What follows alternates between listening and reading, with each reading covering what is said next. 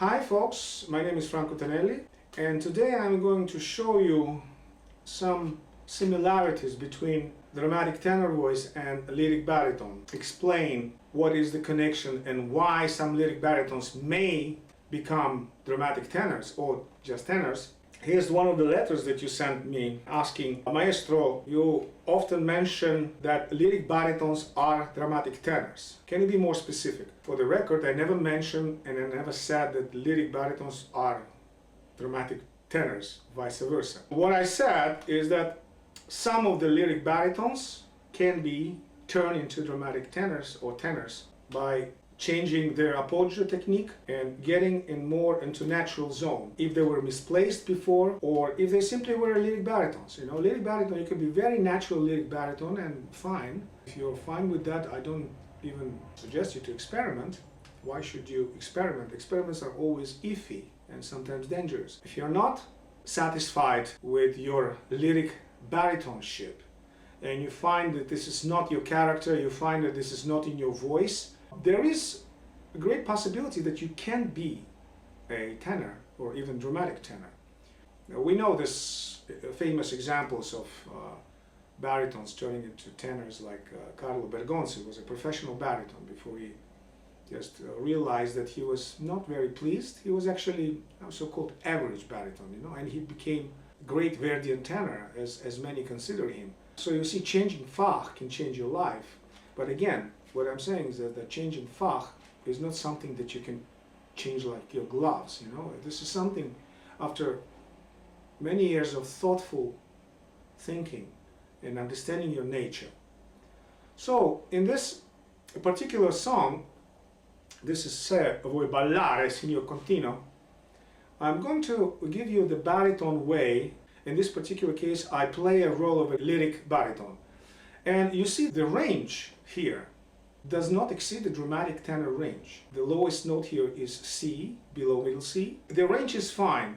The tessitura is difficult because tessitura lies low. It's always in the low, so a regular tenor will not sing that successfully because regular tenors usually have the full chiaroscuro range starting from somewhere from La bemol below middle C or G. Even some spinto tenors like Melocchi, spinto tenors, very strong voices, but they don't have full range of chiaroscuro. They have chiaroscuro from maybe F sharp and going up to B flat and B, that's it. But the full lyric tenor by notion and dramatic tenor supposed to have the full range of chiaroscuro from C to C.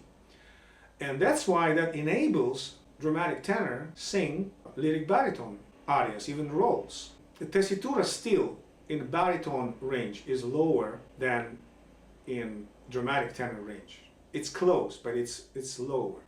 So that means that you have to watch your technique if you're not a natural baritone. I can see that this is not a difficult aria to sing for me, though I have to admit that this is sometimes the tessitura doesn't make me happy. Here in this aria, you can learn a great deal of character singing. Because, you see, a bel canto, for example, is not just beautiful singing, right? There are some characters making. For example, you can sing this first phrase in a different way, because what he makes fun, not he makes fun, but he considers the count as his enemy right now, and he wants to understand how can he turn tables on him. And so when you say, if you want to dance signor Contino, Contino is very diminishing. You would never call count a Contino in his face. He says, Se vuoi ballare signor Contino. Of course, you can say it different ways. You don't necessarily have to always be beautiful. Like if you want to just preserve the beauty of the tone and legato, Se vuoi ballare signor Contino, you can do it that way. Or you can play around a little bit. Se vuoi ballare signor Contino, like in real communication live, like, you know, you're mocking your signore, he is more powerful than you, and he still has the right, he doesn't have the right of it by law, but by tradition he has the right to have your bride, and that's what bothers you. But you're much smarter. By using your brains, you're going to outwit this count. You don't have to sing always vuol ballare, signor contino. You can do it in a more character way. Now, the way I did it was basically sight reading. Of course, I know this melody for years. The purpose of this recording was not to impress you with my baritonship or my sight reading. It's just to show you that you, as a baritone, as a lyric baritone, can transform yourself into a tenor in certain circumstances.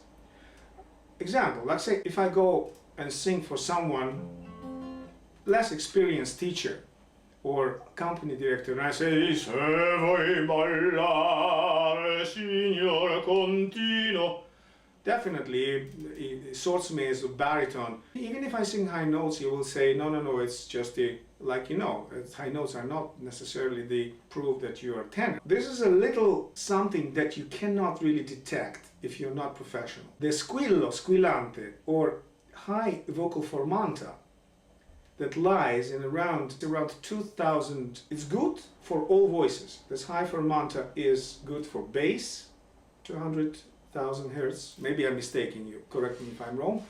And there is a tenor, everything, this high formanta lies in that. But if you look closer with real baritones, the squillo lies a little bit lower. It's in around 2000, but it's not exactly 2000. So the tenors have a specific color in their chiaro, in their voice. Otherwise, they cannot be tenors.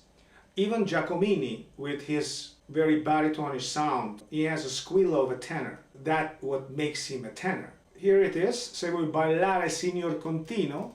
And notice that the guitar disappears along the dynamic microphone from the camera, a compressive microphone.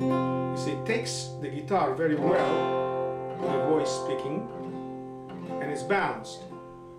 The moment you start singing, se vuoi ballare, signor contino, you see the guitar goes into the background, because the camera actually, when you sing a duo or trio, and there is no cheating, and there is no personal mics or anything, the regular camera will take a balanced sound, so the bigger sound will sound bigger.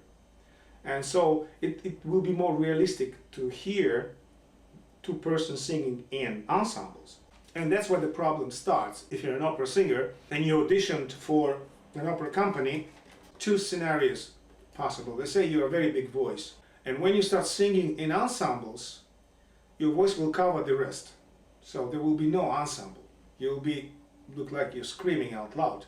Definitely, any director, if I was a director, I would tell you the same thing. I would tell you to try to balance your voice. And if your voice is really big and you cannot sing all the time on mezza voce, it will destroy you. Of course, you should be able to sing piano when it's necessary, but not all the time. So that is a bad suggestion, though it's from a musical standpoint of view, it's a correct suggestion. The voices have to be balanced. And the problem lies when somebody hears you, they hear you in different circumstances, in different rooms. Sometimes they audition people in small rooms, and so they like small voices. And a small voice comes on stage, and they cannot hear. And it's the other problem. They say, oh, we don't hear you, please, more voice. And then you start pushing, and you might easily lose your voice. It's almost equally dangerous for a small voice and a big voice to get into the wrong casting. My suggestion is you cannot do nothing about it because you were miscast. I mean, what can you do? You were miscast. You try, you see maestro, but this is not your fault. You cannot change your instrument because they hired you, they heard, let's say, oboe singing in your instrument, oboe. Then you come and say, well, I don't like oboe, I like you to play flute. You cannot do that. They don't understand that it's not that easy to switch techniques from one to another. That's a little nuance about big and small voices and the squillante. So the tenor has a different type of squillo, no matter what it is, You have a different type of squillo which lies in a higher frequency, a little bit higher frequency than in a baritone squillo. So that's what makes you understand the difference. All right.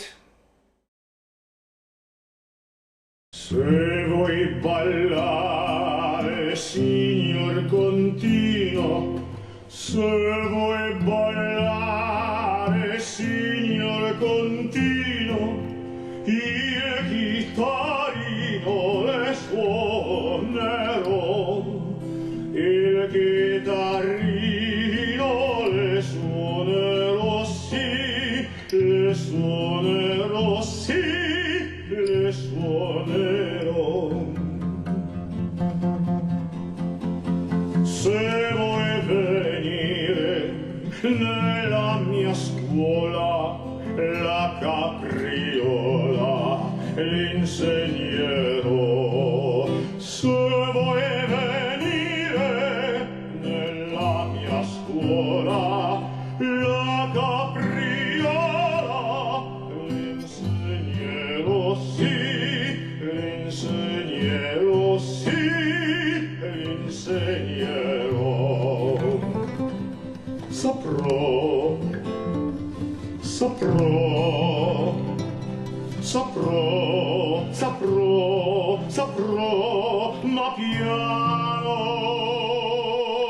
piano, piano, piano, piano, piano, piano. Ogni arcano dissimulando scoprir potrò. L'arte schermendo, l'arte adoprando, di qua fuggendo, di là scherzando, tutte le macchine rovescerò, rovescerò. L'arte servente, l'arte adottando, di qua fuggente, di là scherzando, tutte le macchine rovescerò, tutte le macchine rovescerò, tutte le macchine rovescerò, rovescerò, rovescerò. Se vuoi ballare, signor continuo, se vuoi ballare, signor continuo, il chitarrino le suonerò, il